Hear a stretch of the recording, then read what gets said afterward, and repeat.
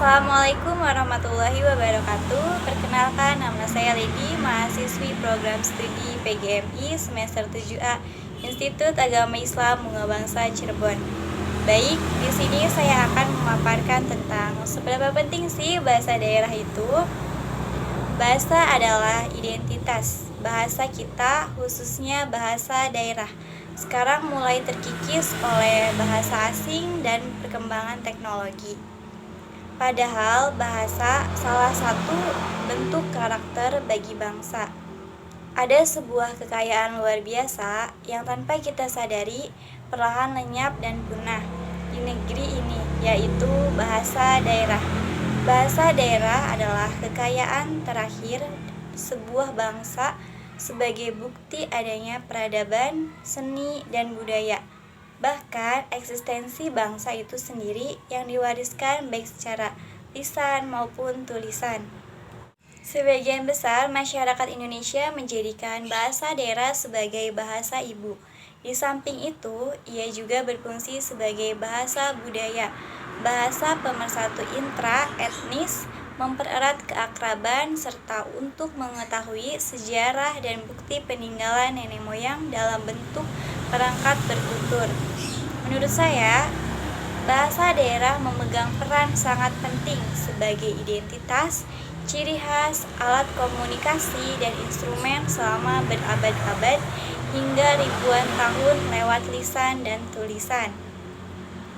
Beruntung bagi anak yang lahir dari keluarga yang membiasakan berbahasa daerah dalam aktivitas sehari-hari.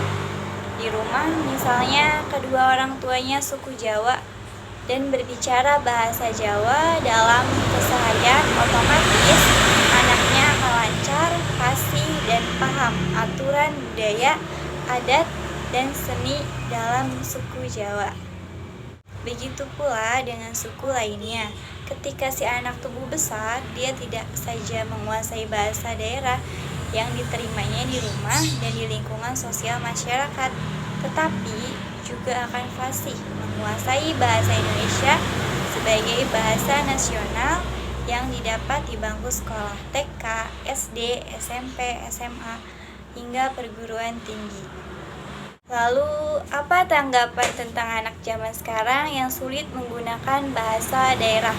Menurut saya, dengan membiasakan anak di rumah untuk berbahasa daerah dalam aktivitas sehari-hari, dan dalam hal ini juga orang tua berperan penting.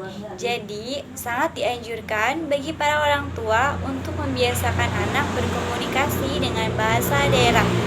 Jangan pernah takut atau khawatir anak akan gagap berbahasa Indonesia gara-gara sejak kecil lebih dibiasakan bahasa daerah. Karena lambat laun si anak akan cepat belajar bahasa Indonesia di lingkungan sekolah dan masyarakat. Karena banyaknya contoh bahasa daerah yang musnah akibat tidak dilestarikan. Jadi, membiasakan diri kita berbahasa daerah membawa nilai plus.